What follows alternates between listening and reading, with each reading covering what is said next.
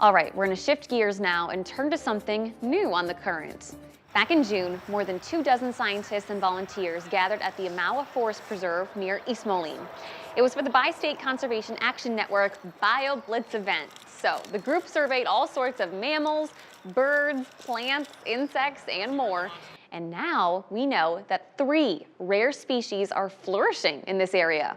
That includes a bee and 2 plants. So joining us now is Jeff Craver, Rock Island Forest Preserve District Director. Jeff, thank you so much for joining us today. Thank you. Glad to be here.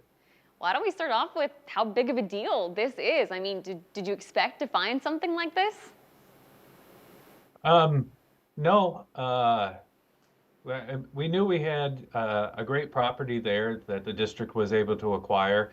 The BioBlitz was a great opportunity to bring a lot of organizations and citizen scientists together to document what we have, to help us out with future management plans and what areas we can improve to continue to get and maintain the diversity that is already there. So why don't we start with the bee that you found? I know that, there's not a lot of information even known about it, but what can you tell us? I'm going to see if I get this name right. Protandrina bancrofti? You'd say it as good as I could. There's not a lot of information out there. It's a solitary bee species. Generally, we do know that pollinators, especially our bees, are on the decline.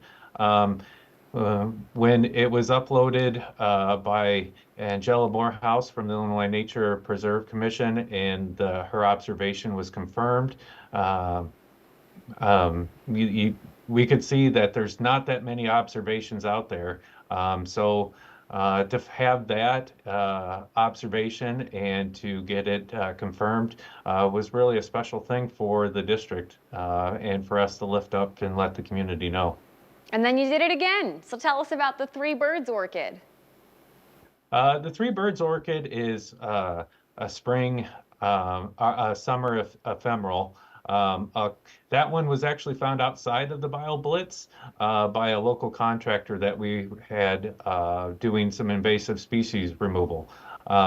It's not something that you can go out and find like many of the other species. Being an ephemeral, it kind of pops up when it feels like it, when the conditions are right. It's very small, something you would stumble across something that you wouldn't necessarily be able to go out and find like many of the other native plant species out there. Is it the same exist. for the other plant that you found, the false mermaid weed? Yeah, that's a spring ephemeral, yes. So the same thing, it's very, very small plant. The flowers are, I believe, are about the size of a dime head. So if you were to go out in the springtime and you'd see little green sprouts coming up, possibly with some flowers, you might stumble across it, but it's not something that's going to be there for a long period of time. All right, well, Jeff, let's finish by talking about the fundraiser the Forest Preserve is doing right now. How can people help out when it comes to these species? This year, we're requesting folks to help us support the Larry Toppert Memorial Endowment. The proceeds from that endowment help support our management efforts of creating and building upon the diversity at Amawa Forest Preserve. So folks can get on to the link off of the Forest Preserve website to purchase a shirt, and the proceeds of that shirt purchase go to the endowment. Love it. Jeff, thank you so much for joining us today. No problem. Glad to be here. Have a good day. Great. Happy Thanksgiving. Happy Thanksgiving to you too.